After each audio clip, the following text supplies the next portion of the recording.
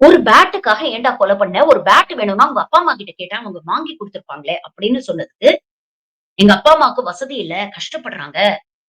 அவங்கள மேலும் கஷ்டப்படுத்த நான் விரும்பல. அதனால தான் அந்த பேட்ட எடுக்கணும்னு நான் முடிவு பண்ணேன். அது மட்டும் இல்ல, அந்த பேட் எனக்கு ரொம்ப புடிச்சிருந்தது. எனக்கு அந்த பேட் தான் வேணும் அப்படின்னு முடிவு பண்ணதுனால தான், இவ்வளவு தூரம் உட்கார்ந்து பிளான் பண்ணேன் அப்படின்னு சொல்லியிருக்காங்க ஒரு குழந்தை.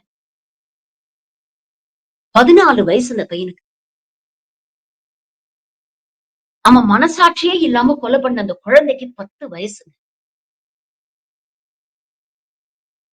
இதுல யார நம்ம குறை சொல்ல முடியும்? யோசிச்சு பார்த்தா 2 குடும்பமுமே விக்டிம்ஸ் தானே! இதத்தான் பல நாட்களா நான் பேசிக்கிட்டு வரேன்.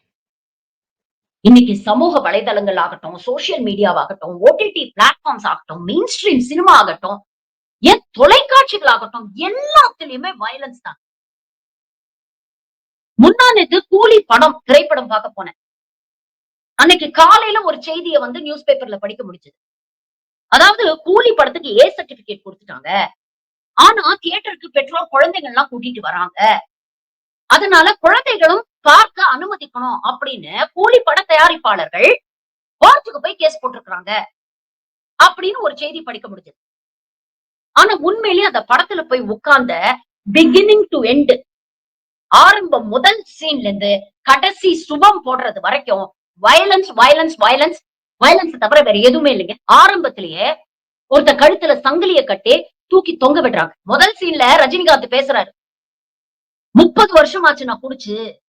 குடிச்சதுனால தான் என் வாழ்க்கையே அழிஞ்சு போச்சு. அதனால அந்த குடிய தொடக்கூடாதுன்னு முடிவு பண்ணிட்டேன். அப்படின்னு ரஜினிகாந்த் கேரக்டர் பேசுது. ஆனா இன்னொரு பக்கம் இந்த Nagarjuna character frame to frame குடிச்சுக்கிட்டே இருக்கு.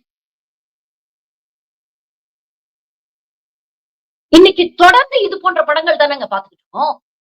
அது ரஜினிகாந்தா இருக்கட்டும், இல்ல விஜயோட படங்களா இருக்கட்டும், லியோ எவ்வளவு வயலன்ஸ். ஜஸ்டிஃபையே பண்ண முடியாத அளவுக்கு வயலன்ஸ். ஒரு பாகுபலியில கழுத்த சீவுனான்னா, அந்த படம் ஹிட் ஆயிடுச்சுன்னா, எல்லா படத்திலயும் கழுத்த சீவலாம்.